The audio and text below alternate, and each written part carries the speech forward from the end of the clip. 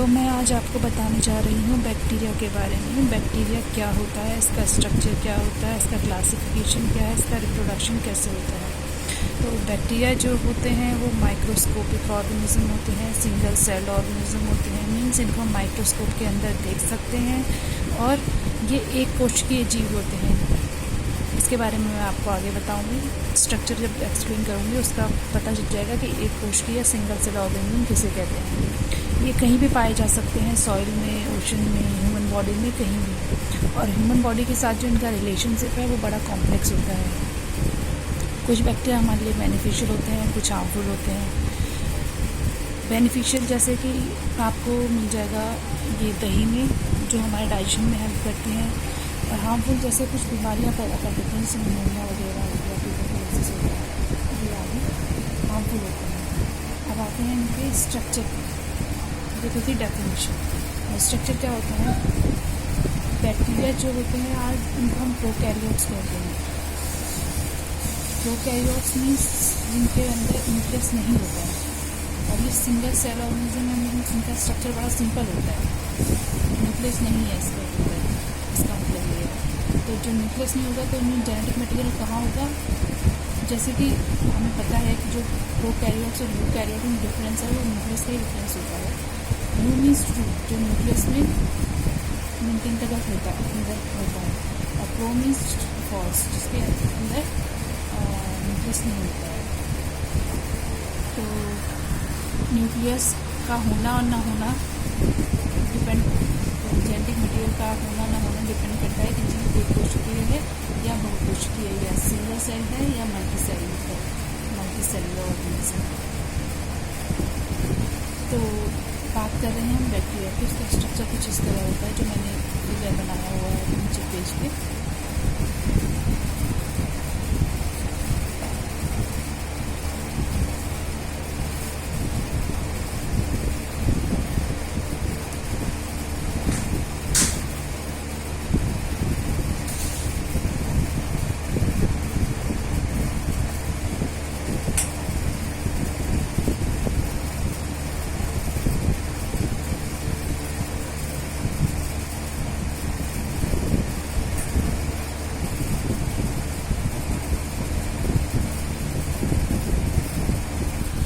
तो इसमें मैंने फिगर में दिखा रखा है आपको ribosome, cytoplasm, villi, capsule, cell membrane, cell wall, endospore, flagellum, plasma इत्यादि, ये सब इसमें प्रेजेंट होते हैं बैक्टीरिया में। तो क्रोमोसोम का मतलब है कि एक थ्रेड लाइक स्ट्रक्चर है जिसके अंदर डीएनए मॉलिक्यूल्स होते हैं। तो जब ये डीएनए टाइटली कॉइल्ड होते हैं तो इनको हम इकट्ठा एक साथ मिलकर कहते हैं कि क्रोमोसोम है, ये क्रोमोसोम है।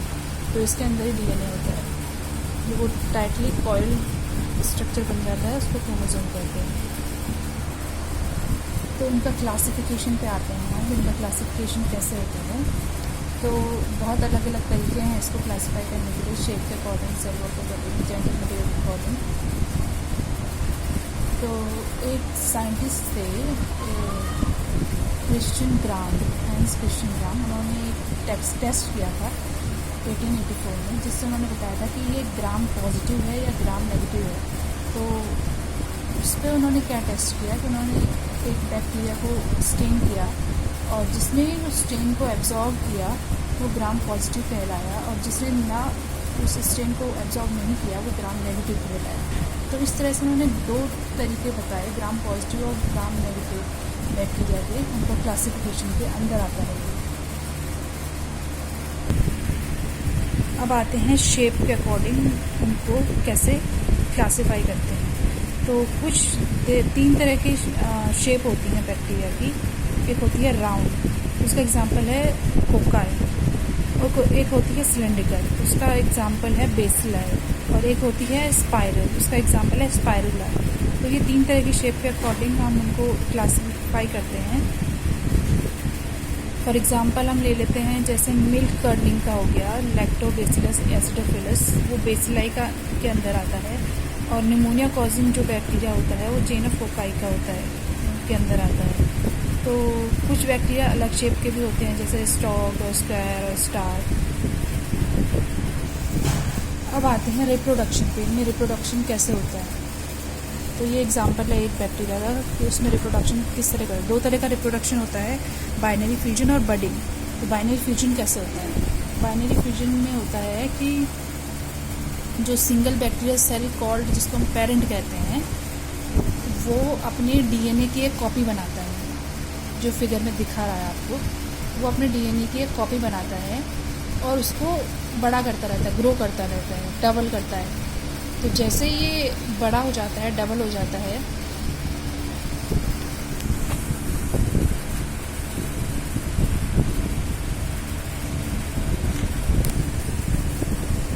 तो जैसे ये बड़ा हो जाता है, ये मटेरियल, जेनेटिक मटेरियल इसके अंदर, ये दो भागों में बंट जाता है। और जब दो भागों में बंट जाता है तो ये अपने अपने जेनेटिक मटेरियल को दोनों अलग अलग सेल में, जिनको हम दो डॉटर सेल कहते हैं, उनमें ले लेता है और इस तरह से बाइनरी फ्यूजन होता है। ये आप फिगर में देख सकते हैं, मैंने लिखा हुआ है। सबसे पहले सेल वॉल, एक बैक्टीरिया है जिसके अंदर सेल वॉल, साइटोप्लाज्म और डीएनए मटेरियल है। फिर वो डीएनए मटेरियल डबल हो रहा है दूसरे स्टेप पे, सेपरेटिंग डीएनए मॉलिक्यूल्स को अलग अलग करके। और तीसरे स्टेप में उसमें एक क्रॉस वॉल बन जाती है हल्की सी, जो उनको अलग करने वाली होती है। चौथे स्टेप में वो क्रॉस वॉल अच्छे से बन गई है, डीएनए मटेरियल अलग अलग हो गया है। और पांचवें स्टेप में दोनों डॉटर सेल अलग अलग हो गई हैं अपना जेनेटिक मटेरियल लेकर। तो इस तरह से बाइनरी फ्यूजन होता है। दूसरा तरीका है रिप्रोडक्शन का, बडिंग। इसमें क्या होता है कि जो पेरेंट सेल है उसमें एक बड डेवलप हो जाता है। वो बड एक ऑफस्प्रिंग की तरह काम करता है। वो उसमें जेनेटिक मटेरियल डेवलप करता है पेरेंट के साथ जुड़े रहकर और धीरे धीरे ग्रो करता है। जब ये अच्छी तरह से ग्रो कर देता है तो ये अपने आप को अलग कर देता है और उसके बाद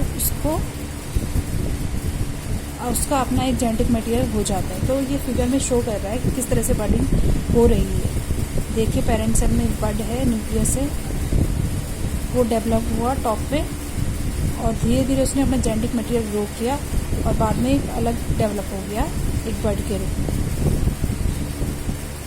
तो इस तरह से रिप्रोडक्शन होता है बैक्टीरिया में।